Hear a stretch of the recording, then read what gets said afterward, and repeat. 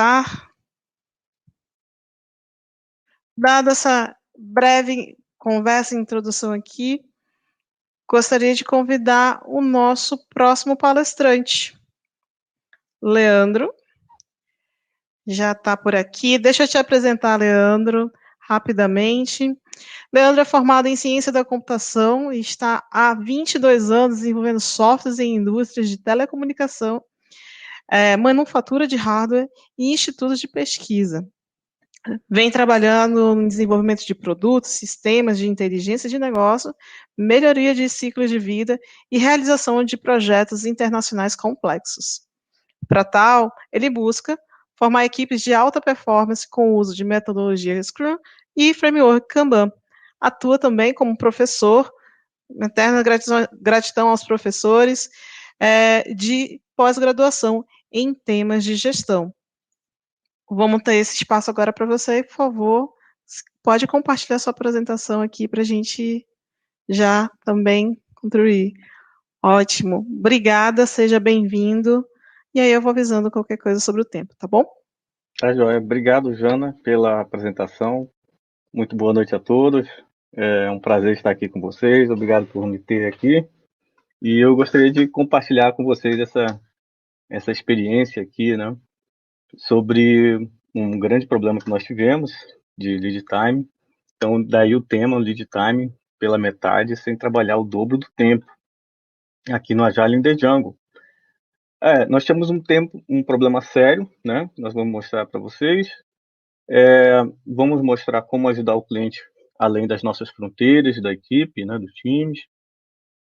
Ter coragem para as mudanças e apresentar resultados compilados aí de 2 anos de vários projetos e esse processo de adaptação contínua. Bom, qual que era o nosso contexto? Nós tínhamos um grande cliente aí, um líder do mercado Western Digital de armazenamento de massa, né? Em 2012, o número de dispositivos móveis ultrapassaram, né, os desktops, então houve uma grande transformação nesse mercado, onde essas empresas procuraram se posicionar, né, nas áreas de SSD e outras de memórias flash, além disso, para atuar no mercado de nuvem, por conta do aumento da necessidade de espaço de armazenamento das memórias, o aumento da digitalização, o aumento das imagens, né, com as novas TV, com o novo aumento de capacidade de performance, e nós atuávamos aí em vários projetos heterogêneos. Nesse processo de fusão do nosso cliente, nós encontramos ali no meio, a fusão trouxe uma série de confusões, né? Processo de migração de sistemas, processo de decisão que sistema de controle de versão ia continuar ou não, que processos iam seguir, né? E, ao mesmo tempo, uma concorrência, uma competição no mercado para lançar os novos produtos, né? Então, aí atuamos junto com eles para ajudá-los, né, nesse processo de desenvolvimento, nos sistemas de back-end ali do nosso cliente, atuando aqui em Manaus, mas estando ali ligado com vários centros, né, como nos Estados Unidos, de São José, Irvine, Rochester, também na Tailândia, na Malásia e no Japão. Na nossa mente, nós estávamos em 2016, né, entregando tudo, atendíamos os processos dos nossos clientes, o que eles pediam, analisávamos os requisitos, entendíamos o que eles queriam, montávamos os planos, os sprints, né, entregávamos os sprints, fazíamos as entregas, no entanto, na visão da alta direção e da vice-presidência de engenharia, lá por parte do nosso cliente, nós não estávamos cumprindo com a nossa tarefa. Eles continuamente aumentavam, né, com essa fusão e com a pressão, as reclamações sobre a eficiência dos times, principalmente nessa integração e por conta do fato de nós estarmos remotos. E existia uma grande dificuldade aí no entendimento do domínio do problema, né? Não se sabia aonde e exatamente o que ocasionava esses atrasos. E quando nós olhávamos para os nossos relatórios, nossos gráficos, burn up, burn down, CFD, nós não conseguíamos enxergar a reclamação do cliente, né? Bom, aqui vocês já devem ter sacado, né? O tema também é uma homenagem do livro do Jeff Sutherland, que é fazer a arte fazer o dobro, né? O trabalho na mensagem do tempo. E ele conta uma história no seu livro que sobre hesitar é morrer, né? Então, na Guerra do Vietnã, em 1967, o Jeff Sutherland ele foi piloto desse jato. E ele tinha uma missão muito difícil, que era de fazer ali as fotos de áreas estratégicas no meio da noite, voando a baixa altitude para os radares ali inimigos não alcançarem o jato dele. E nesses voos que eram extremamente perigosos, o jato dele ia sem nenhuma arma, ele ia só com um tanque a mais, né? O objetivo dele era dar essa volta em lugares além das linhas inimigas, né? Com um colega ali de cockpit, para tirar essas fotos. E nesse processo, ele foi treinado o ciclo ODA, né? Que era de observar, orientar, decidir e agir. Então, quando lançava um míssil ou uma bateria antiaérea, atacava o jato dele, ele tinha poucos segundos ali, ou milissegundos, não sei exatamente como é que acontecia esse processo, para observar, para estar sempre atento, né? Orientar, tomar a decisão e agir. Se o piloto hesitasse, o que acontecia? Ele não conseguiria escapar ali do ataque antiaéreo e viria a óbito, né? Bom, o que isso tem a ver com o nosso dia a dia, né? Nós sabemos que os processos ágeis, né, e as metodologias nos ajudam a estar mais atentos, né? E no nosso caso, se nós não entendemos e hesitamos a tomar ações, o risco não é a morte, né, necessariamente, nos nossos tipos de projeto, mas nós podemos perder clientes e podemos ter dificuldades aí com os nossos patrocinadores também, né? Então, no nosso ponto de vista, imagina que a mais à esquerda tem os backlogs de cada projeto, né? Nós fazíamos o acompanhamento no dia a dia, né? Do progresso, do teste e do feito. E o nosso conceito de feito na época era o seguinte: era simplesmente isso lá para 2016, né? Era depois de termos realizado os testes, a nossa qualidade interna, nós enviávamos para o cliente e já considerávamos isso como realizado e como feito. Então, as reclamações, né, por parte da alta diretoria do nosso cliente continuaram, e aí a gente começou a entender que o problema ele não estava mais nas sprints, não estava mais na questão da forma que nós trabalhávamos, né? Nós precisávamos olhar além da nossa atividade, nós precisávamos sair da nossa zona ali, que acabou se tornando ali uma zona de conforto, né? Então aqui eu trago a frase do Deming, né? Se você não consegue descrever o que você está fazendo como um processo, você não sabe o que está fazendo. Então assim, era um pouco disso, nós sabíamos que estávamos fazendo no escopo ali dentro do nosso ambiente, né? Com uns pacotes de trabalho num tempo limitado, né? Mas nós não sabíamos o que estava acontecendo no processo como um todo, na cadeia de valor inteira, desde da definição até a entrega final, como adicionar realmente valor ali para aquele nosso cliente especial, né? Então, depois de diversas conversas e revisões, nós começamos a convencer o nosso cliente, né, de fazê-lo participar mais, né, das atividades de desenvolvimento com o nosso time. Os nossos clientes, eles eram engenheiros, eles eram desenvolvedores também. Então, o que torna um cliente mais exigente, né, e nós conseguimos fazer eles participarem e definimos uma reunião semanal para fazer a revisão ali do fluxo, revisão das entregas.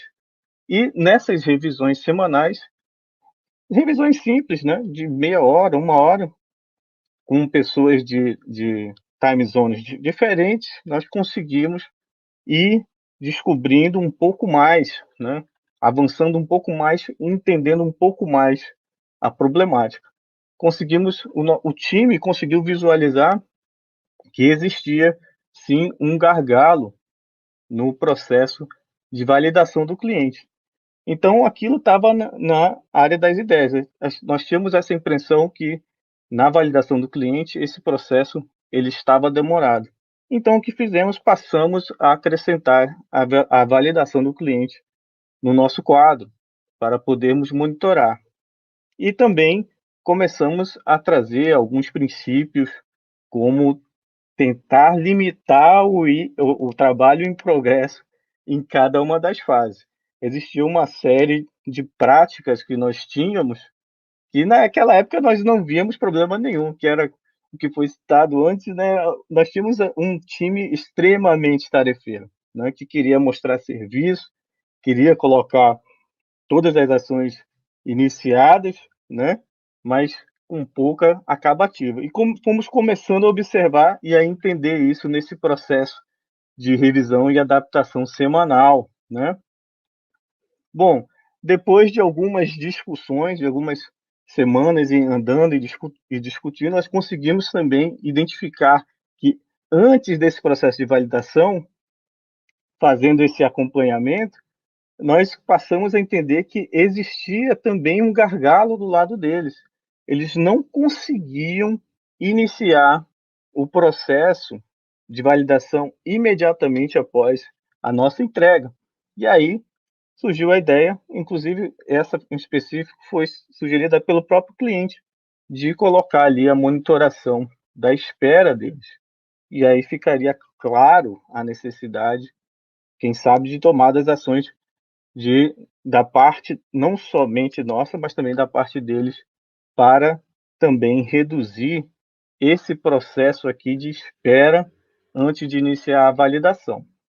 Para você ter uma ideia, em alguns casos, nós passamos de 90 dias, de 100 dias, em alguns casos, pontos fora da curva, realmente aconteceu e foram bem problemáticos. Mas com a monitoração e a medição desse custo, né, de espera, nós passamos sim a conseguir trazer isso à visualização. Então, isso era colocado, era visualizado nessas reuniões semanais com o cliente e diariamente também acompanhado e monitorado junto com a equipe.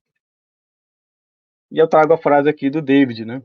Esses pequenos e frequentes gestos melhoram a confiança mais do que grandes ações feitas ocasionalmente. Então, essa revisão das entregas e a coragem de tomar ação com pequenas mudanças foi trazendo de volta, em primeiro lugar, não foram rosas, né, mas foram provocando e a necessidade de atos de liderança e de ações, e depois a, as pessoas, né, os colegas e também os nossos pares passaram a também entender a necessidade da mudança de ambas as partes. Eram problemas que haviam necessidade do trabalho dos dois lados. Era um trabalho realmente eram projetos que dependiam extremamente acoplados e dependiam muito da colaboração de todos os times, né? Então nós listamos aqui pontos importantes: ouvir o cliente e não negar o problema, modelar e visualizar o fluxo, implementar algumas políticas que nós não tínhamos, né? Limitar o trabalho em progresso, que é algo desafiador, não é tão simples, monitorar os gargalos com métricas, aumentar a colaboração com o cliente e entender e participar do processo de release deles, porque eram os processos de release do nosso cliente eram processos longos e complexos. E o fato de no passado nós não estarmos envolvidos fazia com que nós não tivéssemos qualquer poder de influência para poder ajudar o nosso cliente a evoluir e para nos ajudar também. E aí nós recorremos ao Kanban para trazer esses conceitos, para nos ajudar a melhorar os nossos projetos, os nossos processos, né? Colocamos um quadro de portfólio, definimos melhor essa visualização e passamos a também a entender melhor os serviços que nós tínhamos com o nosso cliente, que era algo que nós não tínhamos essa visão no passado, né? E a necessidade de evoluir o processo, não somente do nosso ponto de vista, mas o processo como um todo até a ponta ali até o momento em que o cliente iria fazer a implantação, o deploy das soluções que nós entregávamos para eles, né? E por fim, fazer o balanceamento das demandas e ajudá-lo também a participando das discussões para priorizar as entregas. E aí eu trago aqui a Lady de Little, né? Algo que nós estudamos naquela época e que nos ajudou muito, o que foi um pouco difícil por nossa parte de entender que era necessário para reduzir o lead time fazer a redução aí, a limitação da fila, né? Então, Little, o professor Little, ele fez esse estudo que ou você limita a fila, né? Ou você, perdão, aumenta a capacidade. Nós não tínhamos um aumento no orçamento. O cliente não não nos deu essa opção de aumentar a capacidade, né? Ou seja, colocar mais, quem sabe, mais desenvolvedores ou mais testadores na equipe, né? Tanto do nosso lado como do lado deles. Apesar da transformação, da fusão da empresa, o número de pessoas nos projetos que nós estávamos envolvidos não foi mudado. Então, o desafio realmente era reduzir esse tempo de espera, mas sem também mudar ali o orçamento, sem aumentar o orçamento. Então, o que nós podíamos fazer? A única coisa que nós podíamos fazer em relação à lei de Liro era ali fazer a otimização do nosso fluxo através do processo de limitação de WIP, né? E aqui eu trago o modelo SATIR, né? Essa imagem aqui ao longo do tempo, né? No primeiro ano foi jogado o problema, né? O cliente falou, vocês dizem que estão entregando, mas vocês estão fazendo a metade do que uma pessoa alocada aqui fisicamente faria, né? A entrega de vocês, a capacidade de vocês e a performance de vocês está muito abaixo. Eu perguntei ao cliente se ele tinha alguma base ou alguma métrica, ele não tinha para responder essa pergunta, mas ele tinha a sensação. Então, não negar o feedback do cliente foi algo importante, porque aí você pode tomar uma ação. E estudando o problema e acompanhando e trabalhando junto e trazendo o cliente, ou seja, os líderes de projetos, os engenheiros, por parte do cliente para perto da nossa equipe, fazendo essas rodadas de revisões mais frequentes, nos ajudou a colaborar mais e a entender melhor os problemas. E aí, como mostra aqui o modelo, né, foram propostas as mudanças, em muitos casos, pela própria equipe, né, e a própria equipe sentiu o caos e se comprometeu em sentir, primeiro piorar, né, primeiro a dor, para depois integrar as soluções e trazer aí melhores resultados na nova situação. Então, como você pode ver aqui na linha do tempo, na verdade, aconteceram vários ciclos, né, desse gráfico aqui na performance do time como um todo, e para finalmente a nova situação, a velocidade e a diminuição dos tempos de entregas acontecerem de fato, né? Então aqui vem finalmente os resultados, né? Em 2017, nós estávamos tendo em todos os projetos, somando todas as features, correções de bugs, programas e tudo que estavam, todos os pacotes de software que estávamos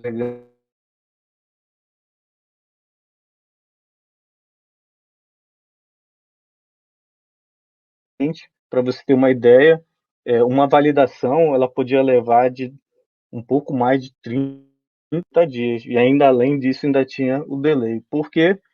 Porque eles eram projetos de hardware, ou seja, eles tinham uns requisitos de qualidade muito altos, o que levavam aos testes serem bem longos, né?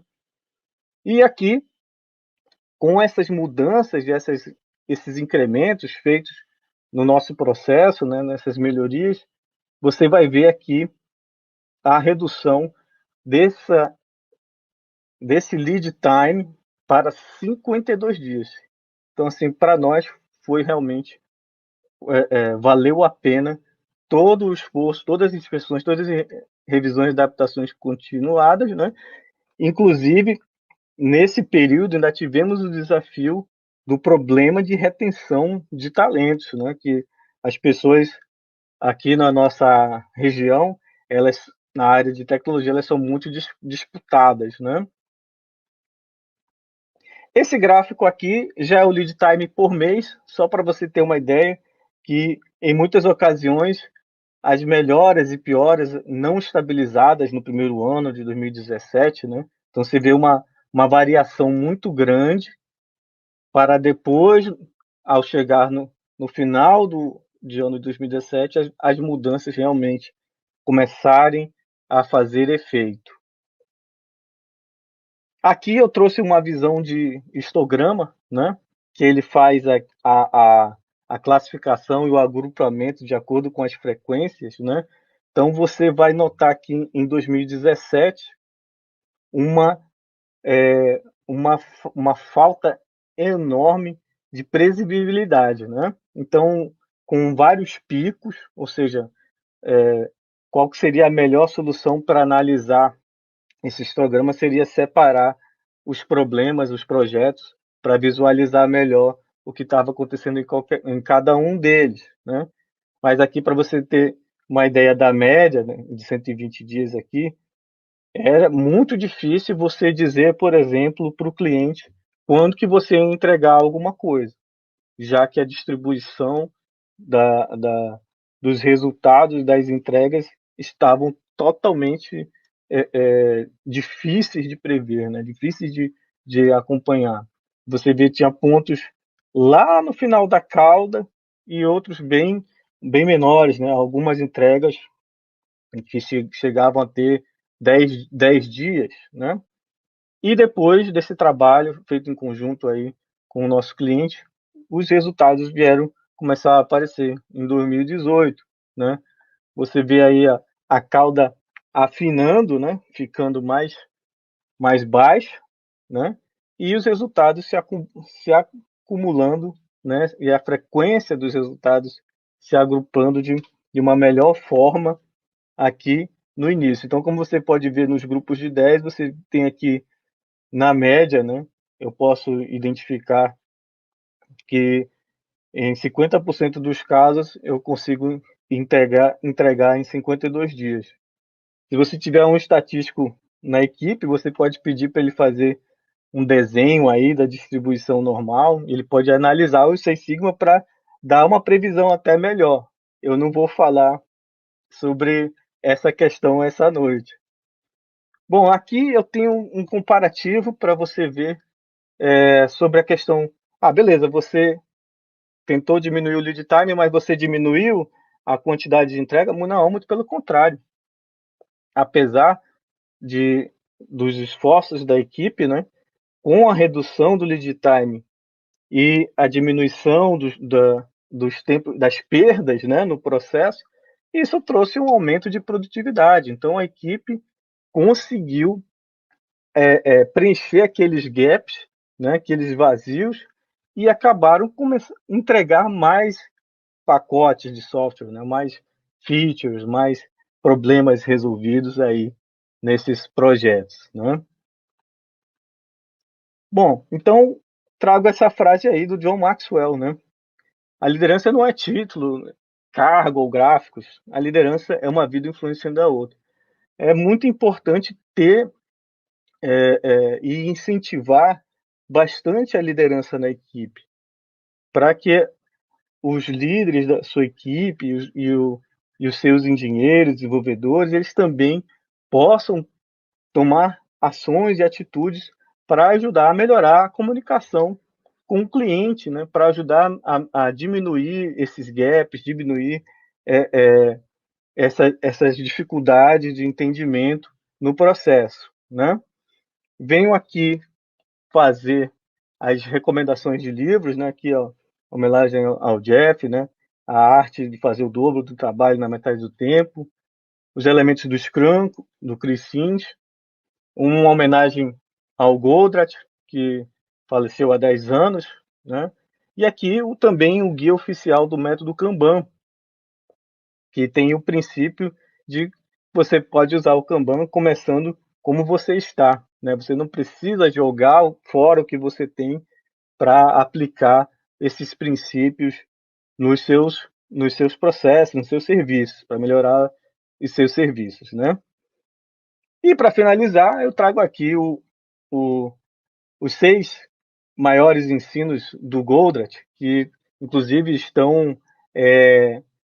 estão escritos na lápide dele, né? Primeiro, as pessoas são boas, né? Todo conflito pode ser resolvido. Toda situação complexa tem uma solução simples. Todo sistema pode ser melhorado. Toda pessoa pode alcançar uma vida plena. E, por fim, há sempre uma solução ganha-ganha. E é isso que eu desejo a todos, que nós possamos conseguir aí sempre buscar essas soluções ganha-ganha.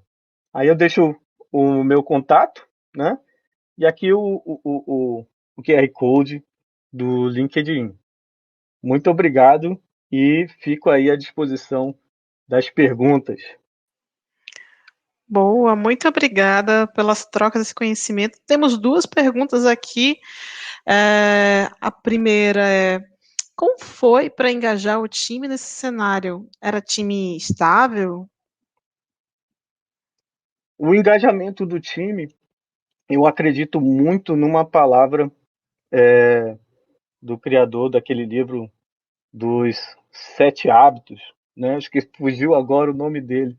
Ele tem uma frase que eu acho interessante que você precisa aumentar a confiança, né? E para aumentar a confiança, você precisa trabalhar com honestidade. Então, eu consegui trabalhar com a minha equipe e aumentar a confiança dela, mostrando para ela os desafios do ponto de vista do nosso cliente. Que o problema do nosso cliente não era um bril de um diretor, de um vice-presidente que nós precisávamos atender. Não. O nosso desafio era ali ajudar o nosso cliente a vencer um concorrente no mercado. Então, uma das coisas que realmente ajudou a equipe a se engajar mais foi saber o que realmente estava acontecendo, quais eram os problemas do lado do nosso cliente. E aí, quando as pessoas sabem as justificativas e entendem o porquê, né, estão fazendo o que estão fazendo, elas se comprometem muito mais na realização das tarefas. Hashtag transparência, né? Hashtag transparência. A próxima pergunta que é do Geida. Qual foi o principal desafio em manter o ritmo de entregas do time com o risco de perder um talento para o mercado de trabalho? Isso aí é pergunta de ouro para o mundo. Vamos lá. Essa pergunta vale alguns milhões, né? Aham. De fato, aconteceu. Chegamos a perder membros da equipe, né? Porque conforme você vai tentando e trazendo mudanças, o caos, muitas vezes algumas pessoas elas decidem que aquele problema não é para eles resolver, né? E por outro lado, eu não julgo, né? Eu não quero participar disso e a pessoa vê uma outra oportunidade e acha melhor mudar, mas tem toda uma equipe que abraçou o problema e continuou. O impacto é que a equipe comprometida, né, e envolvida, ela ajuda esses novos que entram para poder conseguir resolver o problema do cliente. Então, quando você cria um ambiente de confiança, né, isso é um processo longo, né, e trabalha isso tanto com a sua equipe, né, você gerar essa confiança na equipe e gerar a confiança e trazer de volta, no meu caso ali, eu precisava trazer de volta e recuperar, resgatar a confiança do cliente. Você faz isso com pequenos gestos, né? Com pequenas mudanças, né? Como aquela frase lá do David Anderson. Aqueles pequenos gestos, apresentando o resultado, mostrando para a equipe se a gente está evoluindo. Vocês viram lá o lead time variando no mês a mês? Às vezes ia Olha, muito bem e às vezes piorava assim.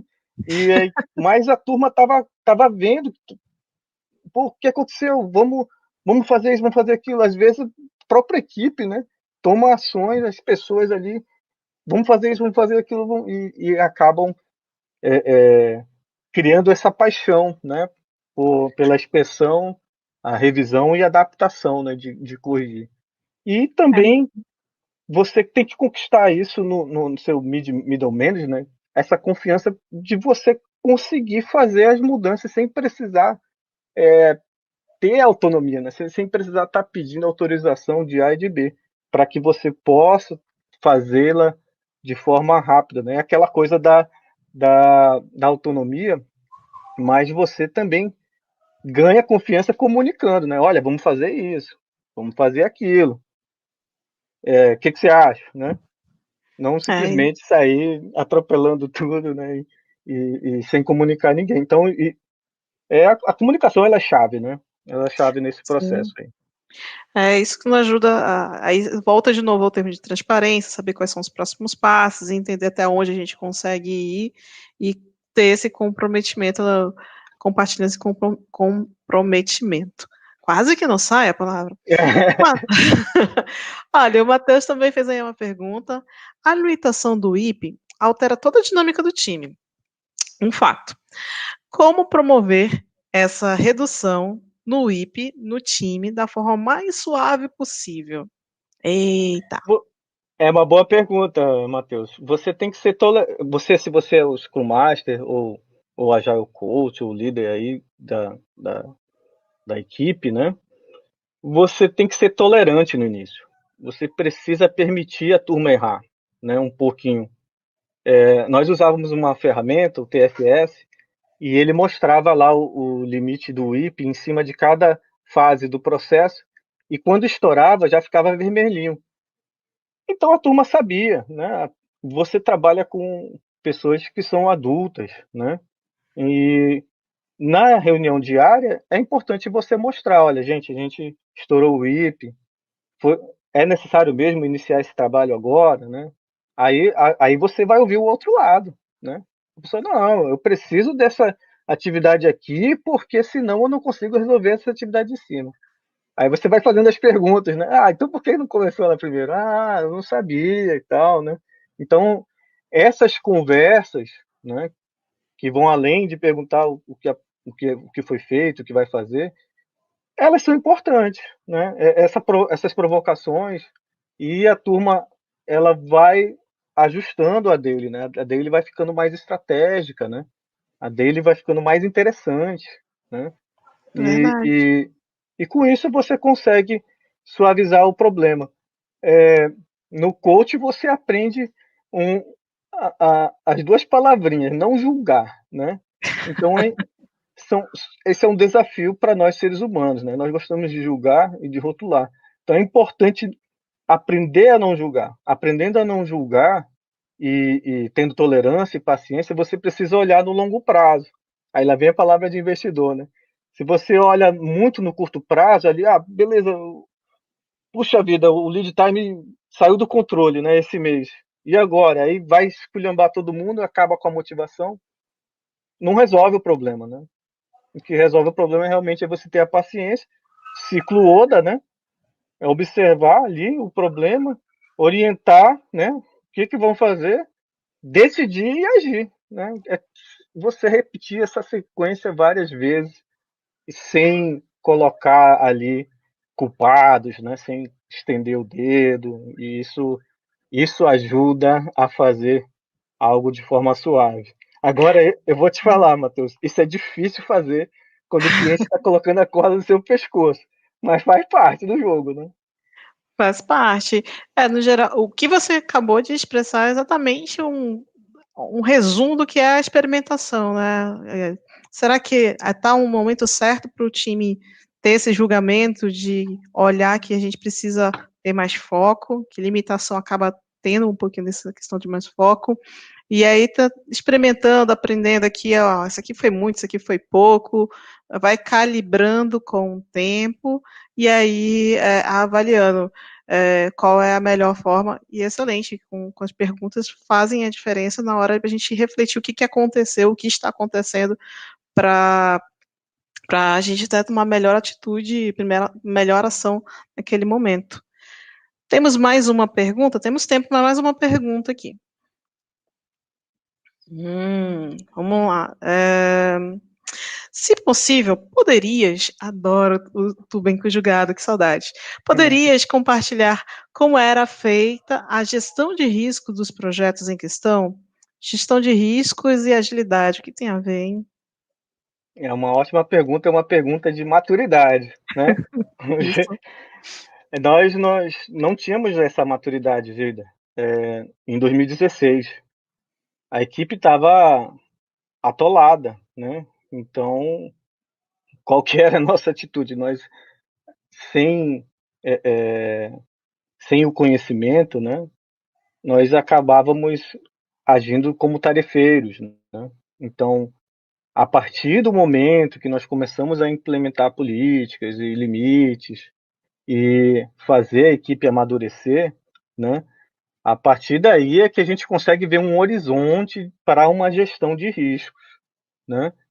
Que nós conseguimos ter um pouco mais da possibilidade de prever, né? De fato, a capacidade e o tempo que o time entrega com mais probabilidade, vamos dizer assim. Então, no início, de fato, não era feito.